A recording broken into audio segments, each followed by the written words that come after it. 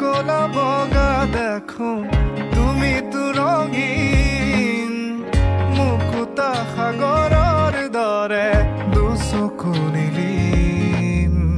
চকু হাল মেলি যদি কাষতে তোমাকে পাওঁ সুখী বুলি নিজকে ক'ব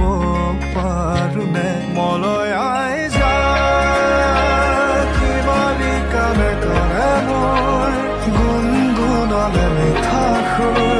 গুণগুণালে মিঠা সুৰ সেই সুৰতে